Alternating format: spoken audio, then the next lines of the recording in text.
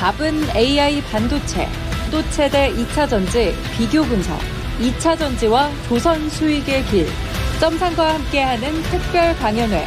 QR코드를 인식해 확인해보세요.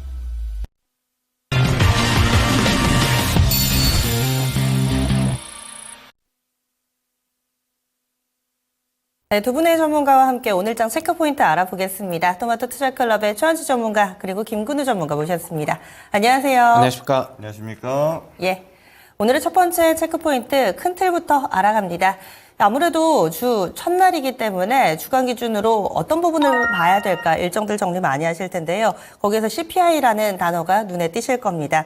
15일 날 발표될 예정이고요. 이런 가운데서 CPI가 우리에게 유리하게 발표가 된다면 다음 라운드 넘버 2,800까지 가능하지 않을까 기대감이 있습니다. 올해 들어서 한 번도 밟지 못했던 그 라인, 과연 이 CPI를 기점으로 갈 수 있을 것인지 전체적으로 좀 설명을 해주시죠. 김근우 전문가님.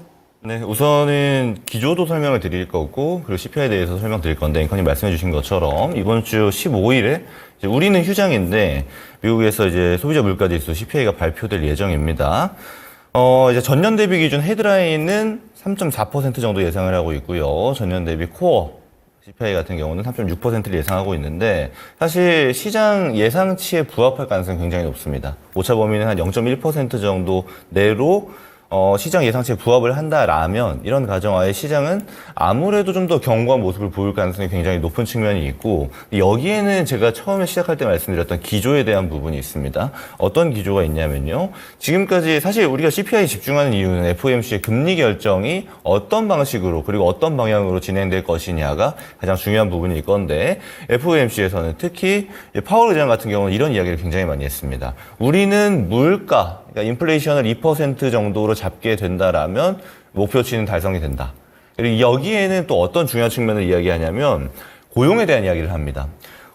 인플레이션 잡히고 있는 거 아니에요? 잡히고 있는 거 아니에요? 라고 시장이 질문할 때마다 파월 의장의 중요한 답변은 고용이 지금 너무 과열입니다. 고용이 과열입니다. 이 얘기가 가장 중요한 기점이었는데, 사실 여기에 가장 중요한 지표로 꼽힐 수 있는 게 실업수당 청구 건수가 될 수 있습니다.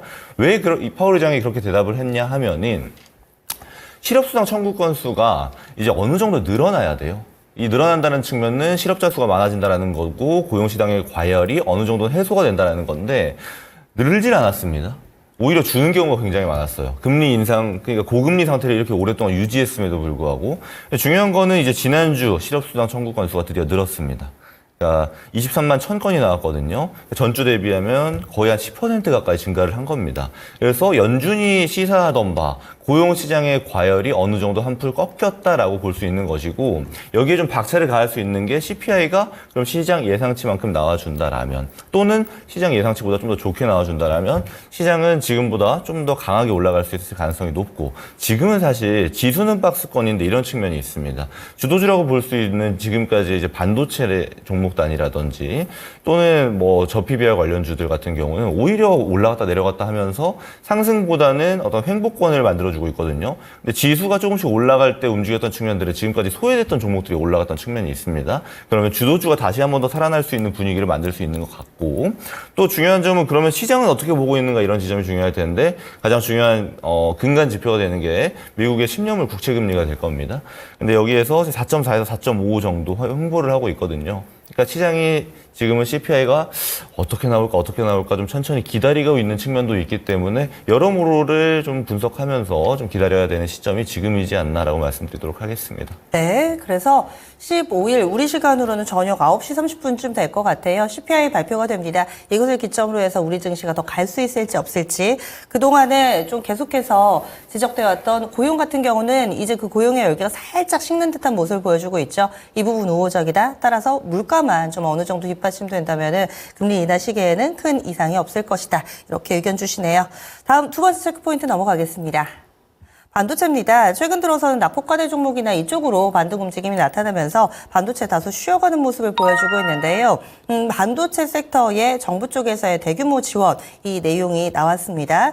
구체적으로 어떤 지원이 될지, 그리고 이에 따라서 우리가 봐야 될 종목군 알려주시죠. 네, 정부가 이제 반도체 산업 생태계 강화를 위해서 10조 원 이상의 자금을 반도체 쪽에 지원하기로 했습니다. 지금 조만간에 발표를 구체적인 안을 발표를 할 것으로 보고 있고요. 일단 소부장하고 팹리스 부문 쪽의 투자와 이제 연구 개발을 좀 지원을 할 것으로 좀 보고 있는데 최근에 이제 HBM 시대를 맞아가지고 특히 이제 장비 업계 쪽의 경쟁력 강화가 굉장히 좀 중요한 이슈로 좀 부각이 되고 있습니다. 그렇게 본다면 역시 장비 쪽에 좀 자금을 지원해서 경쟁력 강화를 통해서 좀 올려놓는 게 핵심이다. 좀 그렇게 보고 있고요.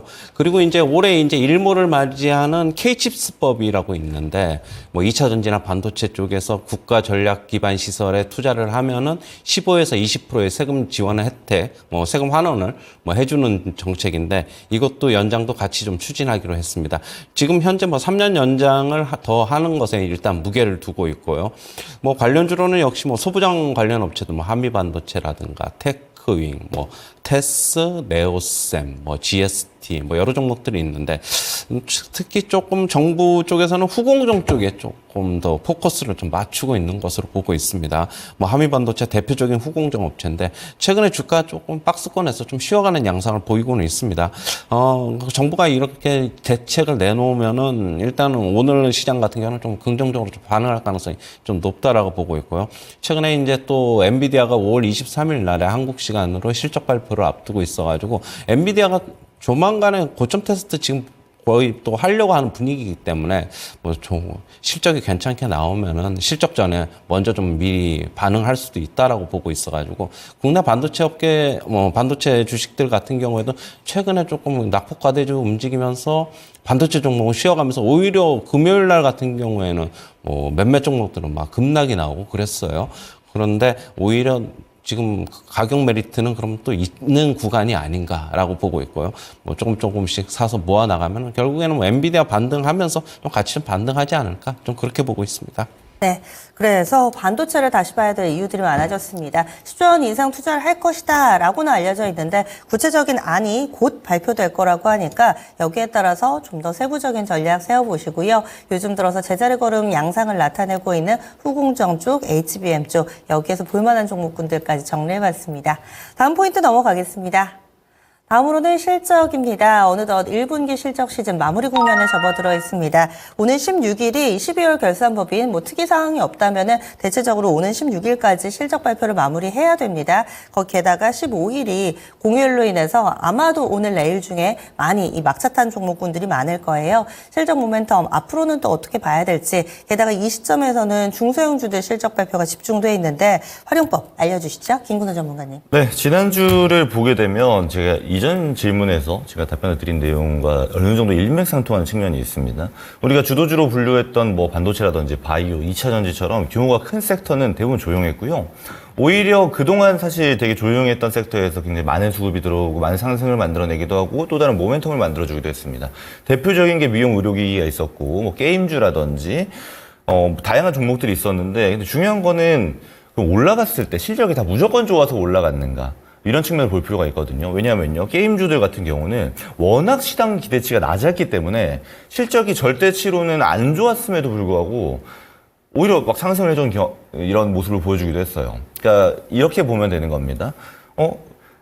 이 시장이요, 하도 많이 내려가니까 너네 실적은 더 안 좋을 거야 라고 보니까 조금만 나와도 잘 나오게 되는, 그러니까 시장 예상치가 어떻게 가는가, 이런 측면도 굉장히 중요한데 이게 굉장히 선별적이다라고 저는 말씀드릴 수 있는 것이, 제가 오늘은 대표적인 이제 미용 의료기기에 대해서 좀 말씀을 드릴 텐데, 먼저 미용 의료기기 쪽이 대부분 좋았습니다. 실적이 좋았고 절대치로도 좋았고, 그리고 추가로 화장품 쪽도 좋았어요. 근데 지금 최근까지 이슈가 됐던 게 이제 고환율 유지가 되었었기 때문에 아무래도 수출 관련 기업들이 집중을 받았던 때가 많았고, 미용 의료기기 섹터, 화장품 섹터도 여기에 포함된다는 지점입니다. 국내 매출도 괜찮았지만 오히려 해외 매출이 훨씬 더 좋게 나왔으니까요. 대표적인 종목들을 좀 말씀드릴 건데, 먼저 화장품 단에서 보면요, 사실 화장품은 브랜드가 굉장히 많잖아요. 그래서 이걸 선별적으로 보려면 각각의 브랜드를 각각 분석을 해야 됩니다. 그래서 이런 어려운 측면이 있는데, 그럼 화장품이 전체적인 업황이 개선되었는가 안 개선되었는가를 보려면 대표적인 게 OEM이나 ODM 업체들을 보면 되거든요. 근데 뭐 두 개는 보통 같이 하니까.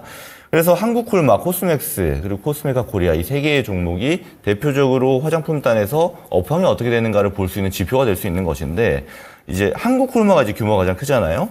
보면은 매출은 17.8% 정도 증가했습니다. 5,700억 정도 나왔고요. 순이익은 120억 나왔는데 86% 증가했습니다. 되게 좋은 상황이잖아요. 근데 중요한 거 보게 되면요. 한국 콜마가 실적 발표하는 날 갑자기 군봉상 주가 급락도 나왔습니다. 실적이 좋게 나왔는데 왜냐하면 시장 예상치가 더 높았기 때문이에요. 그래서 지금까지 작년에도 쭉 실적이 잘 나왔던 한국콜마가 이번 분기에도 더 잘 나오겠지 기대치가 높다 보니까 아무래도 좀 변동성을 보여줬던 측면이 있는데 근데 사실 이거 한켠에서 멀리 떨어져서 보면요. 화장품은 계속 견고하다라는 측면은 변함이 없다라는 지점입니다. 추가로 이제 코스맥스 같은 경우는 오늘 실적 발표 예정이고요. 코스메카 코리아 같은 경우는 이제 신흥 강자로 좀 올라오고 있습니다. 분기 매출도 굉장히 좋았고 작년 매출도 굉장히 좋았어요. 그러다 보니까 화장품주들의 예를 들어 브랜드 단에서의 상승 기대치를 많이 받고 있는 게 또 코스메카 코리아이기도 하거든요. 그래서 이런 지점도 좀 볼 필요가 있고 코스메카 코리아의 특이점이라고 하면은 미국 매출이 굉장히 좋습니다. 이제 잉글우드랩을 인수하게 되면서 잉글우드랩이 코스메카 코리아의 미국 법인으로 활동을 하거든요. 근데 영업이익이 14% 증가했습니다. 미국 매출 기준으로 하면요. 그래서 지금 대체적으로 화장품이 좋은 걸 보여주고 있는 OEM, ODM 업체들이다라고 볼 수 있겠고요. 그리고 또 말씀드릴 게 이제 미용 의료기기입니다. 미용 의료기기가 근데 사실 클래시스, 비올 실적 둘 다 좋게 나왔고요. 근데 지난주 금요일 날 원택 실적 발표가 나왔는데 이제 어닝 쇼크가 나왔습니다. 이게 좀 굉장히 의아한 부분이에요. 이제 미용 의료기기가 사실 너나 할 것 없이 지금 다 잘 나오고 있거든요. 추세가 그렇고. 그러면 이번만 잘 나올 걸로 기대되느냐 그게 아니고 재작년에도 꾸준히 성장을 하고 있던 게 미용 의료기기였어요. 근데 원택이 지금 실적 발표에서 시장 예상치에 비해서 이제 매출은 32% 정도 떨어졌고요. 영업이익은 50% 정도 이제 감소한 것으로 이제 보여집니다. 그러니까 이게 어떤 측면을 이야기하는 거냐면 IR에서도 좋았고 여타 대외적인 모든 판단 기준을 하는 예를 들어 증권사 리포트 같은 경우에도 굉장히 좋게 나왔던 기업이기 때문에 그럼 미용 의료기기 화장품 단에서 무조건 좋을 것이라고 판단하는 게 아니고 이제 내일 해서 실적 발표 기업들이 쫙 많잖아요. 그럼 이 기업들의 모멘텀이 지금 우리가 예상하는 것과 다르게 흘러갈 수 있다는 지점도 우리가 좀 살펴볼 필요가 있습니다. 그래서 이미 실적이 나왔고 좋게 나온 기업들은 우리가 꾸준히 볼만하지만 아직 안 나온 기업들은 어느 정도의 기대치와 좀 기대감을 갖고 지켜보되 우리가 생각하는 결과와 다른 결과가 나올 수 있다는 지점도 살펴봐야겠다라고 말씀드리도록 하겠습니다. 네.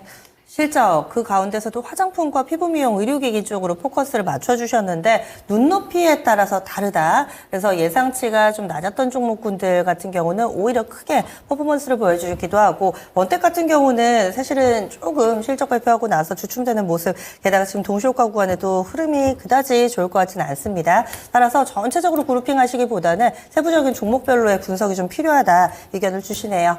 다음 포인트 넘어가겠습니다. 다음으로 봐야 될 부분은 해운입니다. 이 상해 컨테이너 운임지수가 1년 8개월 만에 최고치를 나타냈다. 이 최고치가 어떤 의미가 있을지 그렇다면 어떤 해운주들을 또 봐야 될지 최은주 전문가님 정리해 주세요. 네, 최근에 중동발 리스크들이 좀 많이 불거져 있는데 그런 우려들이 조금 장기화되면서 중동발 물류대라는 우려도 점점 더 커지면서 지금 상하이 컨테이너 운임지수 같은 경우에 1년 8개월 만에 최고치를 경신했습니다. 상하이 컨테이너 운임지수 같은 경우에는 지난 금요일이죠. 2,305를 기록하면서 지금 6주 연속 상승세를 기록 중이고요. 지금 중동 지역 갈등이 장기화할 조짐을 보이자 운임지수들이 반등을 하고 있는 것으로 보고 있고요. 상하이 컨테이너 운임지수 말고도 BDI도 같이 반등을 하고 있습니다. 그러면 지금 해운업 쪽에 이제 통상적인 성수기는 3분기인데 가격 지수가 운임 지수가 이제 먼저 올라오기 때문에 전통적인 성수기보다 먼저 상승 국면에 접어들었다. 그렇게 좀 보고 있고요. 올 상반기에는 그렇다고 본다면은 좀 특수로 누릴 것으로 예상이 되고 있습니다. 지금 해운업계 같은 경우는 종목들 아직 실적이 안 나오고 있는데 조만간에 나올 거예요. 1분기 실적은 괜찮게 나올 걸로 일단은 예상을 하고 있고 그 1분기뿐만 아니라 지금 5월이기 때문에 5월에도 운임지수가 강세이기 때문에 2분기 실적도 상당히 좀 기대를 걸고 있는 눈치입니다. 최근에 해운주들이 HMM, 그다음에 대한해운, 또 BDI 쪽인 펜오션 모두 다 지금 강세를 나타내면서 그 다음에 뭐 거래량도 실리면서 같이 좀 올라오고 있거든요. 이미 바닥은 좀 확인하지 않았나 좀 그렇게 보고 있고 H면 같은 경우는 최근에 뭐 4일 연속 거래 계속 강세가 나타나고 있습니다. 급등 나오고 있고 거래도 실리고 있고 그렇기 때문에 최근에 낙폭과 대조 반등이 좀 의미 있게 좀 다가오는 국면에서 해운주들도 한번 뭐 지금 부담스럽다면 조금 눌리는 구간 주가 좀 빠지면 한번 공략해보자 이렇게 정리해드리겠습니다. 네, 그동안 해운주 하면은 중동만 바라보셨다면은 이제는 본업의 가치에 조금 더 집중을 하셔서 운임지수 이 시간에 짚어봤습니다. 상해 컨테이너 운임지수 상승에 따라서 영향받을 수 있을 만한 종목. 게다가 요즘 고환율 수혜주로 또 해운주들이 분류되기도 하고요. HM은 지난 한 주 동안에 주가가 자그마치 거의 20% 가깝게 오르기도 했습니다. 상당히 좀 영업 환경이라든지 실적에 우호적인 상황이다 의견 주셨으니까요. 이렇게 해운주들까지 관심 가져보시죠. 오늘 네 가지 체크포인트 알아봤습니다. 그러면요. 추천주 들어가기에 앞서서 목표가 도달 종목이 있어서 리뷰를 해볼게요. 바로 김근우 전문가가 제시했던 종목입니다. 이 종목 4월 29일에 제시됐던 SP소프트입니다. 2850원에 매수가 됐고요. 목표 주가가 2300원이었는데 달성됐습니다. 수익률 11.7%가량 나오는데요. 앞으로의 전략 어떻게 세울까요? SP소프트 제가 말씀드릴 때 이제 AI 그리고 클라우드의 어떤 방향성, 모멘텀이 지속된다라면 상승 가능성이 굉장히 높다라고 말씀을 드렸고 실제로 상승을 보여줬는데 이 상승을 보여줄 때의 상황을 좀 보게 되면요. AI주들이 대부분 주춤했습니다. 근데 SP소프트만 좀 단독으로 좀 어느 정도 올라갔던 측면이 있거든요. 저는 이게 굉장히 강한 모멘텀이다라고 말씀드릴 수 있을 것 같고요. 그리고 이런 측면으로 봤을 때 그럼 지금 클라우드 상황, AI 상황이 안 좋은가? 그건 또 아니거든요. 좋은데 다른 종목들이 튀다 보니까 오히려 수급이 분산돼서 AI 단에서는 어떤 차익 실현 물량이 나온다든지 하락이 나온다든지 이런 모멘텀을 보여줬었는데 SP소프트는 저는 좀 더 봐도 된다라는 입장입니다. 그래서 다음 목표가를 좀 드리려고 하고요. 2차 목표가는 25,000원이 이제 전고점대 가격대인데 이때까지는 갈 수 있겠다고 말씀드리면서 25,000원 제시하도록 하겠습니다. 네, 지금 동시효과 구간 50분 정도면 어느 정도 신뢰도가 쌓이는 구간인데요. 22,200원, 한 5% 정도 오른 구간에서 출발 대기하고 있습니다. 2차 목표가 설정해 드립니다. 직전 고점인 25,000원 부근까지 갈 수 있는 힘이 있지 않을까. 따라서 지금 들고 계신 분들 조금 더 수익 극대화 홀딩 의견을 드리겠습니다. 그러면 오늘의 추천주도 궁금하시죠? 먼저 최현주 전문가님 어떤 기업 알려주시겠어요? 네, 뉴프렉스입니다. 뉴프렉스 뭐 연성 회로 기판 업체인데 최근에는 VR 관련주로도 좀 묶이고 있습니다. 지금 카메라 모듈용 연성 회로 기판 시장 점유율이 확대되면서 수혜가 예상이 되고 있고요. 지금 뭐 VR 최근에 XR 이쪽으로는 테마가 조금 시들시들한데 뭐 두통 문제도 있다 뭐 그런 얘기도 있어가지고 그런데 결국에는 그런 문제들을 조금 해결하기 위해서 최근에는 또 손목에 차는 쪽으로 또 뭐 방향이 좀 바뀌고도 있는 것 같아요. 그래서 이제 보급형 VR 기기가 앞으로 계속적으로 늘어나면은 공급 확대가 되면서 실적이 개선될 것으로 보고 있습니다. 최근에 주가도 그 VR에 좀 안 좋은 얘기가 나오면서 VR 기기들 그러면서 조금 주가 하락했는데 최근에 다시 이제 바닥을 만들면서 점진적으로 올라오고 있는 추세입니다. 매수가는 8,200원 이하에서 접근하시고 목표가는 10,000원. 손절가는 7,400원 제시하도록 하겠습니다. 네, 뉴프렉스 현재 동시효과 구간 0.5% 정도 오르면서 8,330원에 출발 대기하고 있습니다.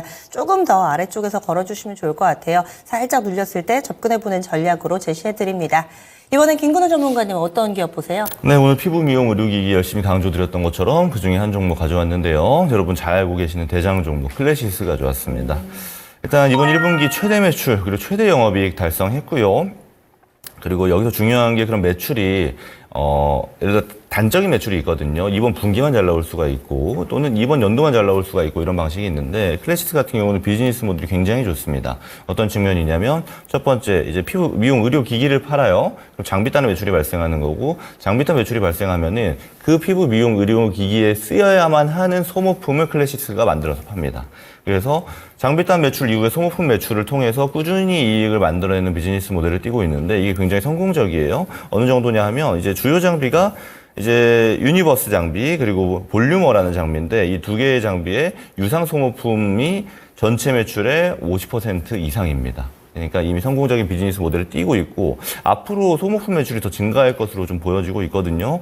그렇다라는 거는 지금의 실적보다 더 좋은 실적이 나올 가능성도 충분히 가지고 있는 기업이기 때문에 우리가 볼만하다라고 말씀드리도록 하고요. 소모품 매출 같은 경우는 지금 265억 원 나왔는데 전년 동기 대비 40% 증가한 수치입니다. 그만큼 좋은 지금 비즈니스 모델을 띄고 있고 매출도 잘 나오고 있다. 근데 시장도 좋다.